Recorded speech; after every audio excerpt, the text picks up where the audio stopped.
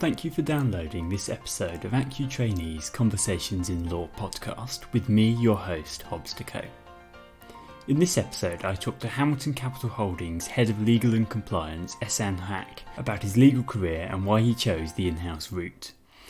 Ehsan completed his training contract at Slaughter and May before immediately moving in-house to Abbey National Treasury Services, and throughout his career he has always focused on the financial sector. He moved to Deutsche Bank, RBS, Nomura, Citadel, Credit Suisse, Lendingblock, CIBC Capital Markets, Alphaswap before joining Hamilton Capital Holdings. He is also an advisor and mentor to Ashurst's FinTech Legal Labs, an accelerator program for FinTech startups. Thank you for joining me today, Ehsan. Nice to join you, Hobz. Thank you very much. Now, before we sort of get into the meat of this podcast, I wanted to ask whether or not becoming sort of a general counsel and conducting sort of an in-house career was always the plan for you. No, it wasn't the plan at all, actually. It was almost a complete accident. I can talk you through, the career path, which is I used to work in media after I left university, and I did that for 3 or 4 years, actually. I used to work in advertising sales. I used to sell airtime, and I used to work in magazine publishing. And then I gave it all up to go to law college, not necessarily because I wanted to be a lawyer, but I just thought it'd be quite a good thing to do in terms of my training my brain. Did that for a couple of years, did the CP and LPC full time, tried to get a training contract in media, in a media law firms. That didn't work. Did some other bits and pieces, and then my missus at the time, who's now my wife, she was working at Credit Suisse, one of the big investment banks, and said, "Oh, why don't you see if you can get a job in a bank? You might, as a paralegal, you might get paid a bit more, and you might find it, interesting, as opposed to trying to paralegal in a law firm." So I thought, yeah, why not? And I just basically hassled a load of recruiters for about 3 or 4 months, and got one interview at Abbey National Treasury, and then did the interview, and the rest has kind of flowed from there. So it wasn't a plan at all. It's never been I don't work in a particularly planned, meticulous planning way. A lot of it has been sort of accidental, and I've ended up kind of taking the journey as far as I can. So for me, it's continuing to do things that I find interesting, and it's ended up taking me on this road, I guess. And you sort of mentioned earlier to me that you started obviously a training contract at Slaughter and May and decided not to continue, I suppose we'll call it the more traditional route through to an associate there. What sort of was the main factor then in choosing to go back to Abbey National and begin this sort of in-house career? It's a good question. I mean, I think once you're in these places, you work out very quickly if they're for you or not. And the skills that you need in-house, I think, can be quite different to the skills you need in private practice. So you can get really good private practice lawyers who would be terrible in-house, I think. You get really good in-house lawyers who'd be terrible in private practice. And sometimes you'll find people that can do both. And the ones that can do both, I think, it's probably a little bit more of them now these days. It will switch from one to the other. You see a lot of kind of very senior in-houses now going into private practice to do some of the work in private practice. For me, I loved Slaughters as a trainee, but it just wasn't a place I thought I wanted to be at. I'd already worked, remember, for kind of 3 or 4 years in a completely different industry. So I was a little bit older. I was about 31, 32, I think, when I qualified. So I had a better sense of what I enjoyed doing and what I thought I might be better at. So rather than kind of try and make it work in an environment which I thought wouldn't really work for me, I thought, actually, you know what, I'll go back in-house and maybe I'm better suited to in-house, partly because of, my personality, my kind of skill set at that point, which I was still developing, and I just thought I'd be better suited to it. Not everybody will make a decision that quickly. I just thought, yeah, for me, this is going to work properly. So that's why I went back. Was there any sort of aspect of that more traditional route that you sort of miss out on, or that you regret having not taken that path? No, not at all. I think a career is an evolving thing, right? It's a journey. It's a bit of a cliche, but it is an evolving thing. So you set out and embark on a career, and you work out what you could be good at and what you may not be so good at. And I think, what you try and do is you try and focus on your strengths. And for me, from what I've seen in practice, I was never really that great at kind of drafting documents and putting together huge contracts that were kind of underpinning and documenting transactions. So I remember watching one of the first deals I worked on at Slaughters, and the commercial guys doing the deal, then they bring in the lawyer who was like some poor first year associate or something, and then say, right, okay, this is the deal, blah blah blah, blah.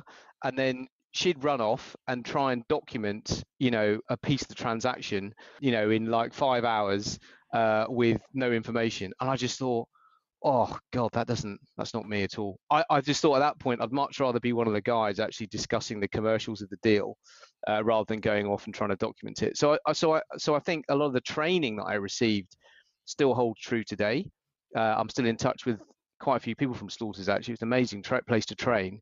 But I don't think for me it was I wasn't suited to it. And I think some of those skills in terms of the contract drafting and putting together reams and reams and reams of documentation never really been something that I've enjoyed massively. I enjoy the kind of commercials of things. I'm a very commercially minded lawyer. I'm more a risk manager, I'd say, than a massively technical lawyer. And people that know me over the years will know that and see that. So so I've kind of career-wise, as I say, it's been a bit of a journey, and I've taken it as far as it can go, and there may be other things that might be coming along the path in a few years' time. Who knows? There may be kind of more business related. My boss here wants me to get more involved in kind of managing the business as opposed to doing just the legal and compliance stuff. So I have no regrets whatsoever. I think I would have failed in private practice because I just wasn't very well suited to life in that environment. It's a very, very difficult job, that, because you're having to also win business and build up your client book, so as well as doing all the technical stuff. So it's a tough gig, that one. So you'd say then that the sort of role, or the skills rather, of the in-house lawyer, they do vary quite a bit to those that an associate or partner would need in a law firm. Yeah, I mean, the skills evolve as you evolve career-wise, right? So I've been doing this for a number of years now, 20 odd years. So the skills that I've got now are very different to the skills that I had, when I was a ISDA negotiator at Abbey. And that's the same whether you're in practice or whether you're in-house. A lot of the stuff I do now is, I would say, not necessarily just legal. The larger part of my job now is kind of strategy, mapping the regulatory strategy for the business, assessing bigger picture risks, working out how to deal with those risks, and a whole bunch of kind of bigger picture reputational risk, regulatory risk issues, team management, performance management, strategizing for the department, positioning the department in terms of where we want to be in relation to the firm. And none of that stuff I'll be doing 20 years ago. I think it's the same for an associate at a law firm. The work you do as an associate, I think the first 5-6 years, maybe let's rephrase that, the first 2-3 years are all about the technical skills, I think, and just making sure that you're technically, very, very, very good. And then you'll get a chance to develop the other skills, such as, winning business and client relationships, et cetera, if you're deemed good enough by the firm to be able to do that. So, so I think in both disciplines, there's a lot of evolving and broadening out and enhancing your skills. And you won't be able to survive in either if you don't have the ability or aptitude to want to do that. Because you can't, the careers and jobs evolve all the time. So if I look at some of the stuff I'm doing now, this wasn't work that I was doing years and years ago in banks, where you very, very much product specialists. Banks are very, very, we need a lawyer to work on a very specific product that we're offering. And I think sometimes that can be damaging to people that want to do a broader range of stuff. I made a point of moving away from product coverage. When I was in banking, I was an equities lawyer. I ran a big equities team at one of the big investment banks. And now, my range of work is completely different. I don't do any equities work now. So does that make sense? Yes. So essentially, it's sort of it's not just as the industry changes, but as your role adapts and changes as you move up through a business, you're taking on different aspects of jobs, you're taking on different skills, and you require sort of a wider knowledge base. and that's both the same if you were in a law firm to in-house, but potentially there is more of a business focus in-house. I think, yeah, I mean, I think yeah, that's probably right. I mean, I'm definitely part of the business. I'm part of the senior exec here, and you know, I have a view on matters and issues that aren't strictly, you know, quote unquote legal. So, you know, managing the legal risk is just one part of my job. I also look after the compliance team here, which is a big part of the job, and the business is international. So you can't really at this level be a technically excellent lawyer without understanding the business, and obviously there is a thin line. There's a fine line, sorry, between kind of being part of the business and managing risk. Because the role of an in-house lawyer is to facilitate business and to manage risk, and sometimes you have to tread that, you know, often viewed as kind of, you know, the business prevention unit and all this kind of stuff you hear, and actually, you know, there is some, I have sympathy for people that say that, because obviously, you know, you're there to protect the business, but also you manage the risk, and that's not the easiest thing to do sometimes. Actually, in-house and in terms of practice as well, you know, I'm sure that you in practice you have lots of clients that come up with really stupid ideas, and your job in practice is to sort of like say, hang on a minute, you know, and the partners that are very, very good at what they do are the ones that can always take on a kind of, you know, cliche, but it's the kind of trusted advisor role. And you know, give you a sense of kind of, you know, general risk management, be it reputational as well as kind of legal. So I think that you know, that might be the lure for a lot of people who move in-house after a while, and being in practice is to be closer to the business, and they don't really understand what they mean until they actually get into a firm where they can be close to the business. But I mean, my boss here is a CEO, so I'm, you know, he's very open doors to the guy, so I can go and see him about anything, which I'm very lucky about, actually, because in a bigger organization you don't have that level of interaction with someone running the business, unless you're, you know, a GC at a big bank or something like that, which was again not part of my plan. No. And so you obviously mentioned earlier that you've had a very sort of evolving career, and as part of that you've worked for a number of different companies, whereas most associates and partners, they tend to stick with the law firm that they qualified in, or maybe they'll move once or twice. Why do you think sort of your career, you've, you know, moved businesses a lot more? Is that common? I don't know, actually, it's a good question. I think some people will find a firm they really like and stay there for a long time. For me, it's always been about evolving. So my career has been very much a kind of, I think I might be able to do this. So what's the next thing that I can continue to evolve and learn? So what I've done is I've taken a bit more of a risk in terms of when I've moved to different places and I've tried new things and worked in new firms. So I had a long career in investment banking, maybe 16 years, and I got myself, you know, quite a senior gig in investment banking, you know, on the senior management team, one of the big investment banks, ran their equities team for EMEA, you know, big job. And when I left there, I decided to deliberately do something else, because I wanted to move away from being an equities lawyer in an investment bank. So that, I think, you know, you have to have a bit of a leap, take a leap of faith, and have a bit of a risk appetite. So I actually ended up moving into a fintech startup, which, you know, was for a lot of people was very surprising, and people said, wow, that's very risky. But for me, you know, actually, I mean, after sort of 18 years at that point working in investment banking, I was financially comfortable, so I could probably take a bit of risk. But I took that risk, and you know, that particular firm didn't work out. I then went for another firm, which got affected quite massively by COVID and funding. But still, the experience I was taking on was instrumental in kind of, you know, giving me a different mindset, maybe, and being sort of well suited to that kind of organization. And then I got involved with Ashurst as well. So now I've kind of almost, I think, relatively objectively successfully switched from, you know, banking to fintech. I now work for a global private equity firm. They've got kind of 12 billion assets under management. It's a big, well-capitalized firm with, you know, international interests in fintech and TMT and pharma and all kinds of stuff. So now I'm doing something different as well. So for me, it's always about kind of doing things that are different and trying new things. I don't really have a very clear I'll do this for 5 years. So I tend to look at things, and review things pretty quickly every kind of 6 months and work out where I'm at. For me, the driver is to evolve, professionally and continue to learn. Some firms will allow you to do that if you're there for a long time. Some firms won't.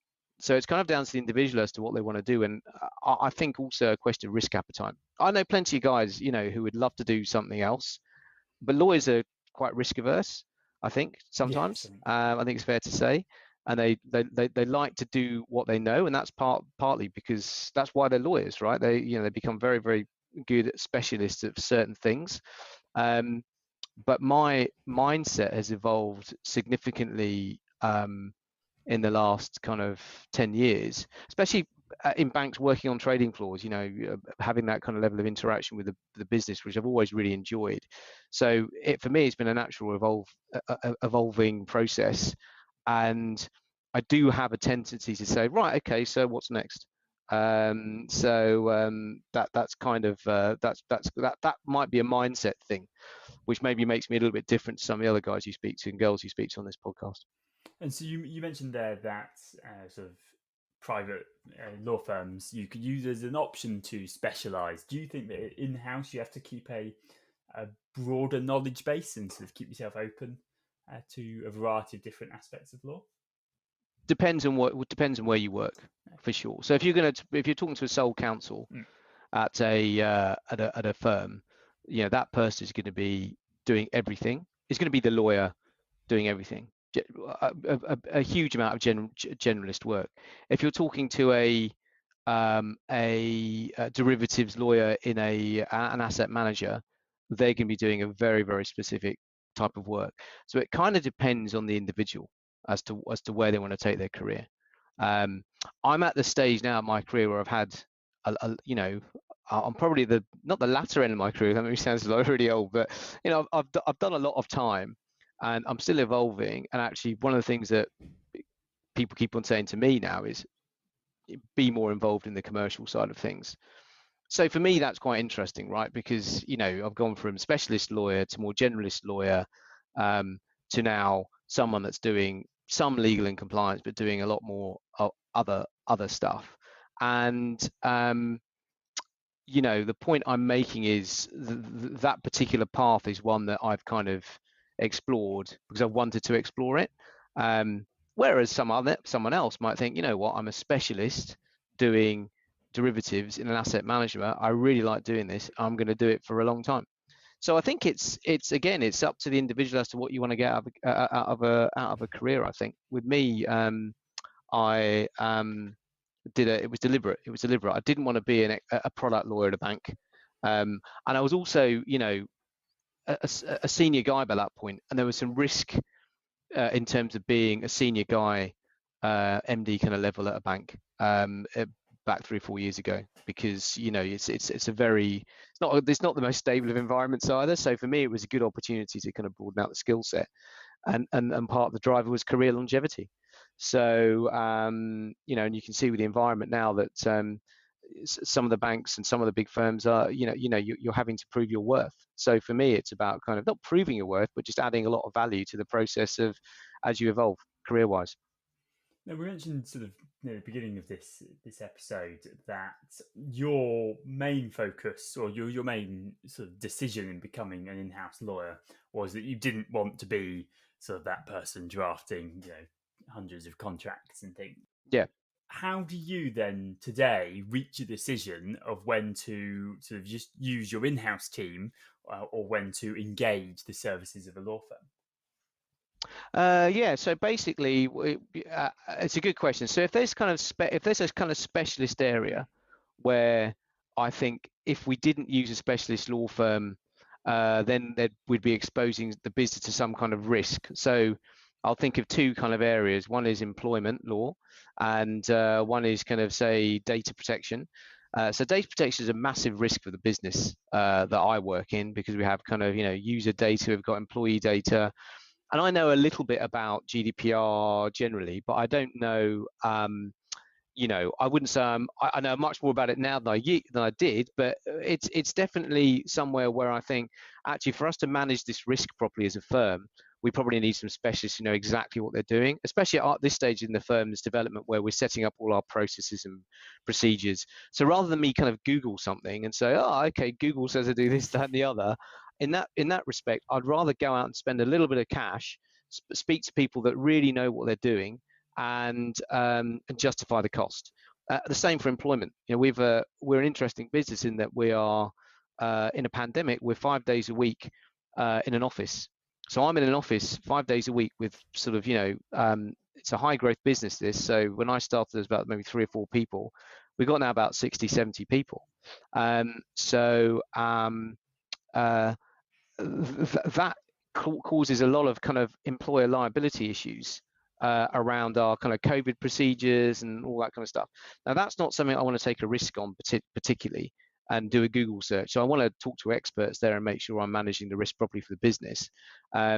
So for me, that kind of thing is a no-brainer. And then other than that, all of the lawyers that you're going to be working with now at this stage, I know quite a few of the guys working in the city and all that. And I think the technical kind of excellence is always going to be there. So you kind of work with people that you get on with, and you think there's going to be some sort of synergy in terms of how you work.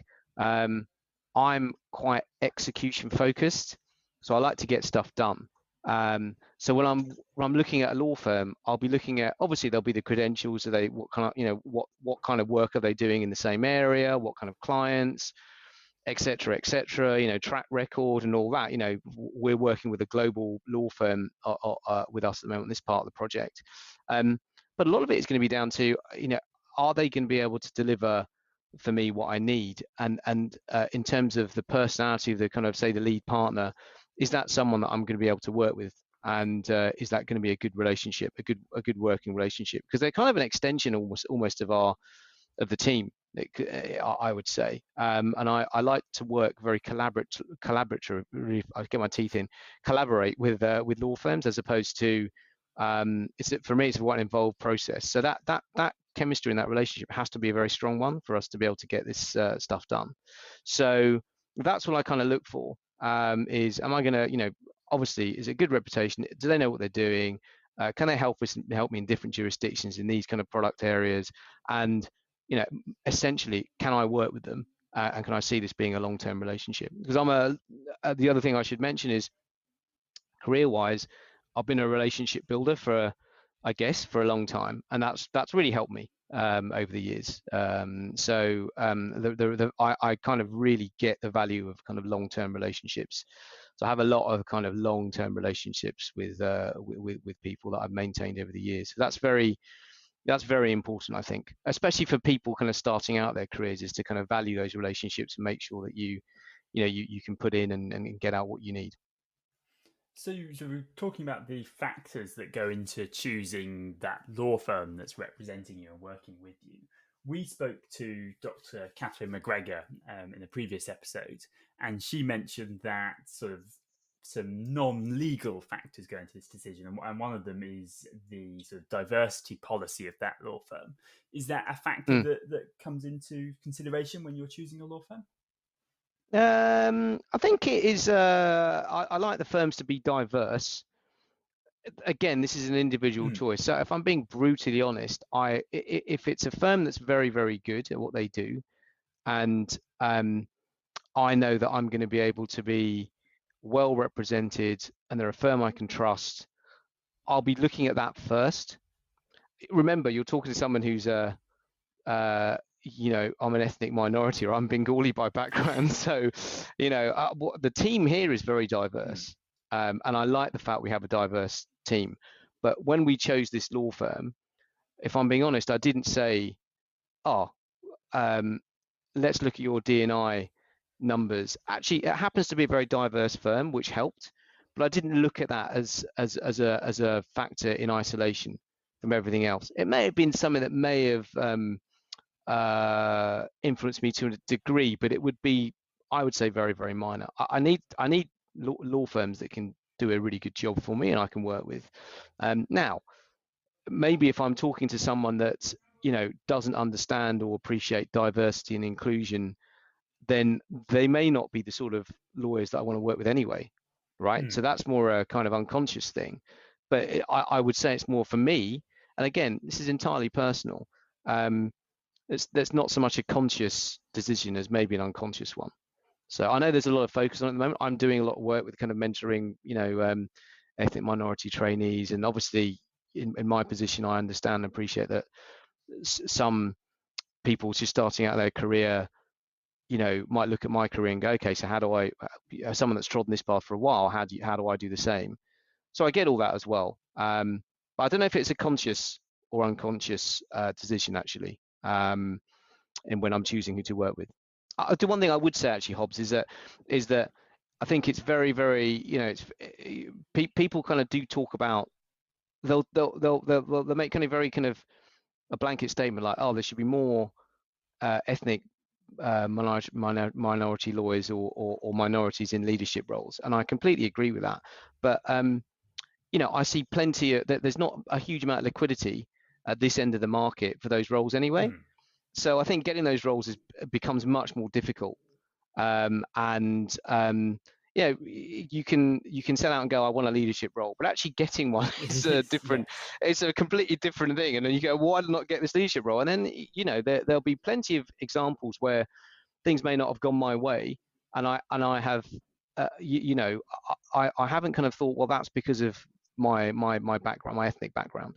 So I haven't focused on that. I think for the key to kind of having a successful career is focus to the extent you can on yourself, and it can be sometimes unhelpful to blame kind of perceived externalities. People have to be very careful about that actually, especially when they're starting out. Yeah, it's quite a fine line, I think, to walk between. It's a very fine line. It's very tricky, very tricky. Yeah, very tricky. So you've obviously been in-house for, well, pretty much all of your career now. Do you foresee a shock move back into a law firm in the future? No, I don't at all. I mean, the last 2 seconds, again, for your listener group, I think people should focus on what they think they're good at.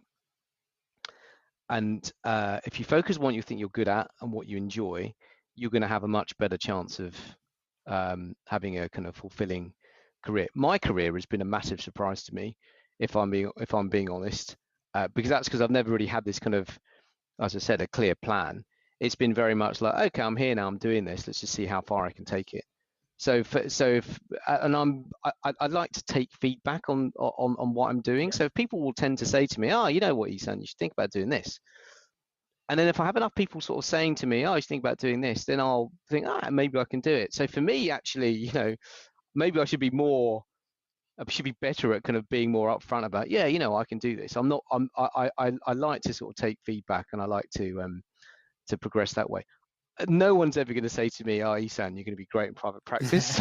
so I'm never even going to think about doing it, because it'd just be a waste of everyone's time. And I think I probably wouldn't enjoy it, because the level of kind of interaction I have with the business, especially in smaller firms, you're part of the business. I'm part of the core part of the business here, and I really enjoy that. So even before we've gone to a law firm, there'll be lots of internal debate and discussion, and lots of really interesting things that the external law firms won't even see. So I like that. So for me, I don't know, I might end up doing more kind of more of a businessy type role, more of a commercial role potentially. Who knows? But for the time being, I can't imagine me moving in. I mean, I've got a lot of respect for people that work in private practice, and I think the skill sets, as I said, were very different. I think now I think back in the day, people used to think maybe it was a nice easy gig, like you're working in-house, you don't do very much, it's all quite sleepy. I think now is very, very different. You get lots of very, very good lawyers who really know their stuff, working in-house, and talk to any private practice lawyer, I think, who understands how this works, will kind of point out that the skill sets you need are very, very different. Very, very different, and you're more exposed to, to the business, and you either love that and thrive in it or hate it. I really enjoy it. I have to say, I really enjoy it. So that's a word to the wise for all your listeners. Is just focus on what you're good at. Focus on what you think you're going to be good at. Focus on what you think you're going to enjoy. Play to your strengths and work out what your strengths are as you go along your career. I suppose an in-house lawyer gets the benefit of actually seeing their hard work come to fruition, whereas the sort of law firm, they come in, they do their bit, and then they move on. Yeah, sometimes, yeah, exactly. And I quite like building things out and creating things. So here I'm kind of creating, a team, a coverage model, a global team, a global coverage model, and building something out where there's some sort of value or meaning to it for 2 or 3 years. Now, I'm not saying as a private practice, when you're working for a client, it's not hugely satisfying to see a project completed. But like you say, then you move on to the next project.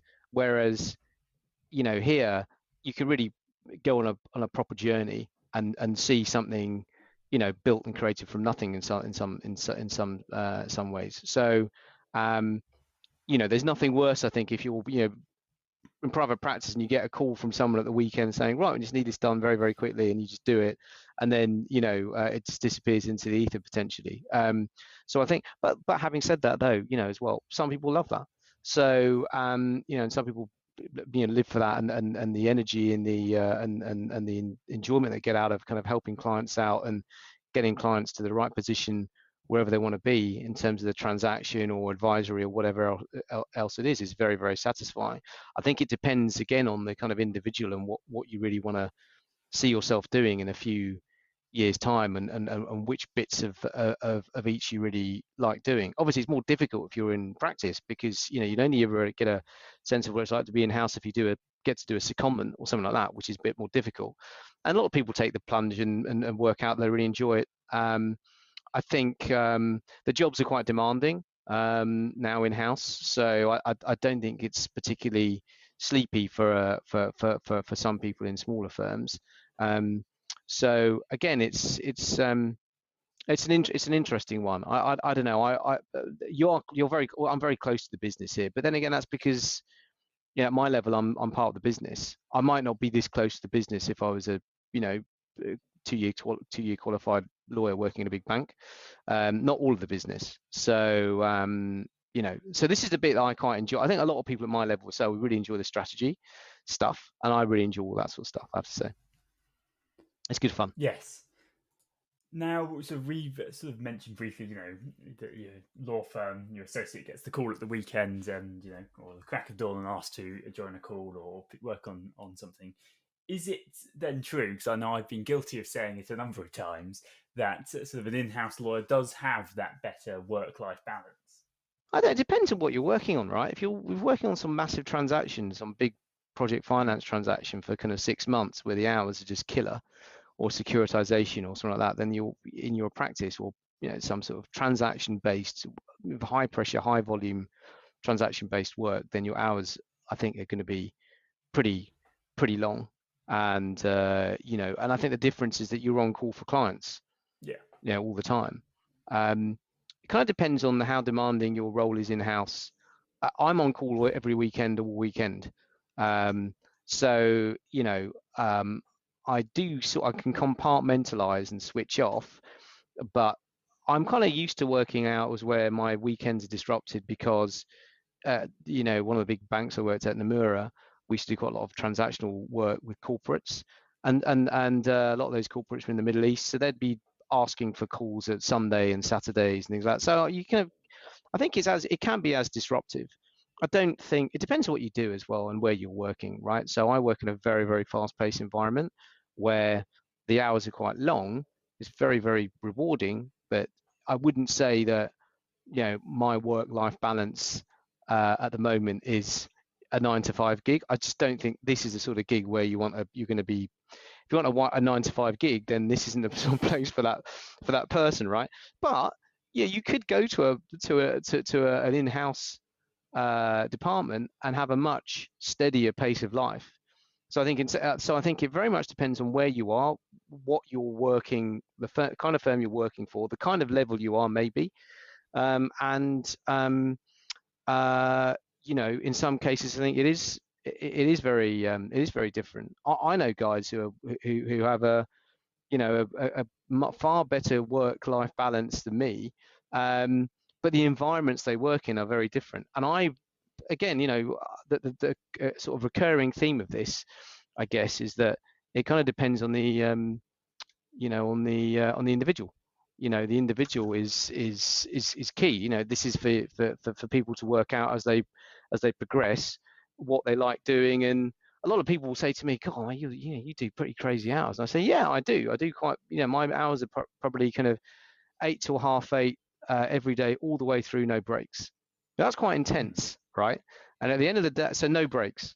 At the end of the day, people go, "Whoa, that's a proper day." And I say, "Yeah, it's a proper day, but actually, funnily enough, because I'm doing something at the moment, which is we're kind of building something out, I'm enjoying it."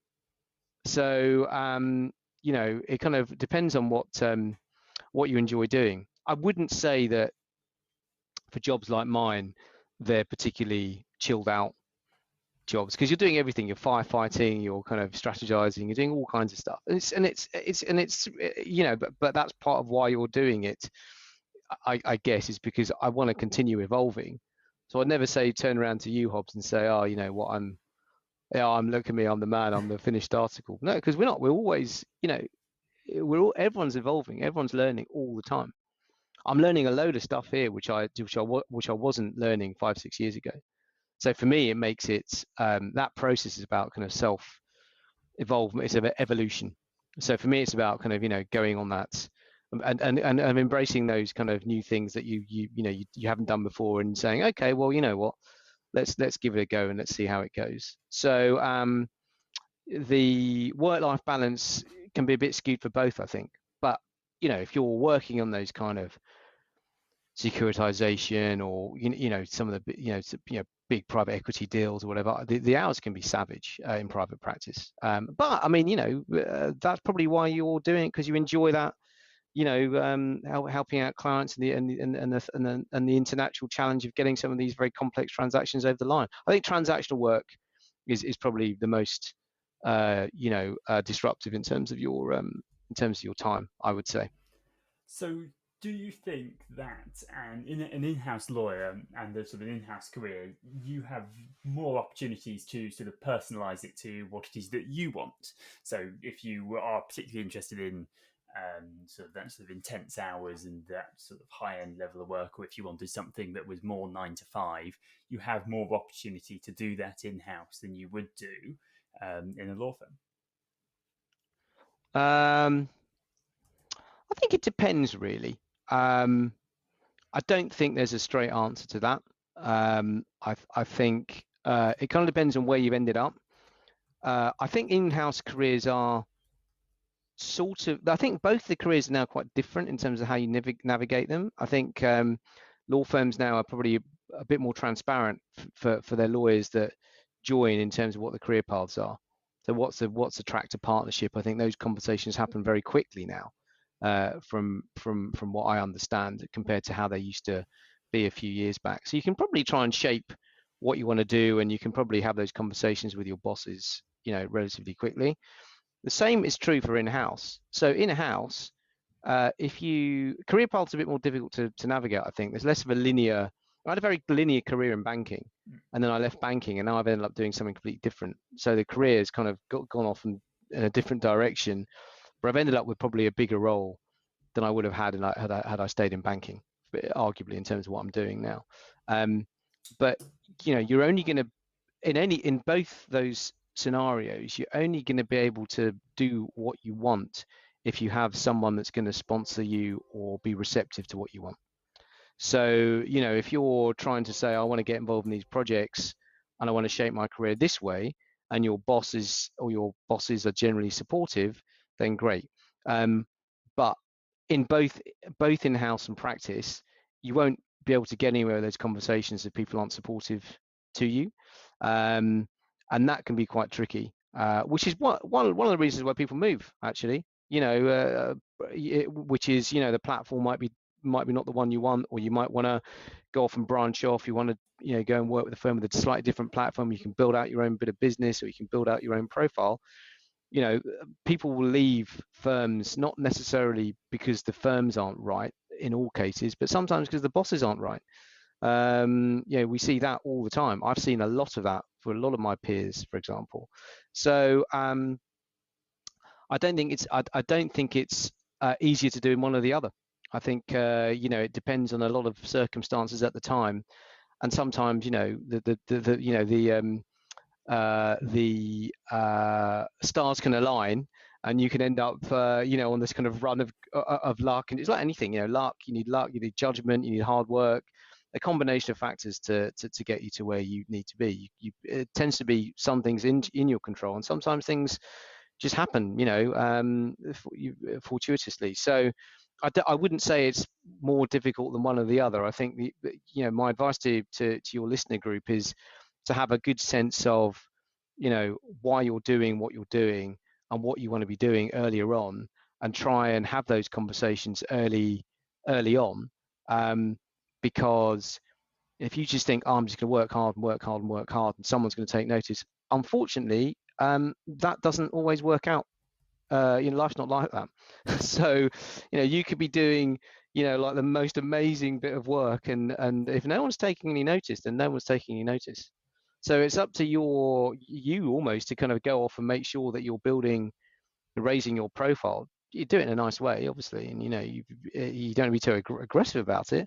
And if you've got the kind of people like me are supposed to spot people that are really good at what they do, and nurture careers and build talent. So that's what the likes of me do. So but you're also, I always say to my teams, I'm not a mind reader, and if you really want to go for something, then you need to go for it, and come and talk to me about it, and then I'll see what I can do in terms of supporting you. And that's how I've always been. I like to support people with a career journey. So I think it's not particularly, I wouldn't say it's easier in one than the other. I think both are quite complicated now, both are quite tricky, and both subject to a lot of things that are very difficult to plan for. I mean, COVID, for example, will be a good example of that, right?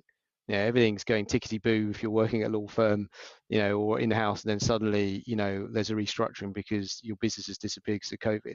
So, I think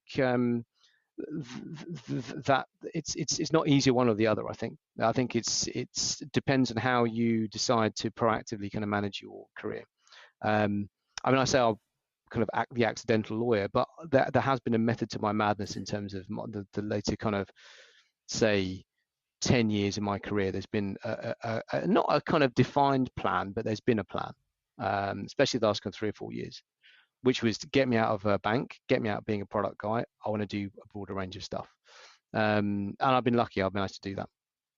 Well, I think that's a good place to bring things to a close. But before we go, I do have a final question I like to ask all of my guests, which is probably going to be quite difficult for you to answer given your dedication to the in-house route. But if that wasn't an option available to you today and you were pursuing a training contract, is there a law firm that you would choose to apply to, and why? Oh dear, I mean, there's so many good ones. I don't know. I mean, I trained at Slaughters, 2001, I think, and I still remember a lot of the things that I learned there. It was an incredible firm to train at. Incredible. Some of the lawyers were incredible. So I would say Slaughters. Well, even though I don't know anything about the firm, no, I would say. I mean, there's all of these firms that give incredible training. The ones that actually for someone like me, I'd say if you look at the DNI and look at how they kind of approach the numbers there and the programs they might have for DNI, I think that's very important these days.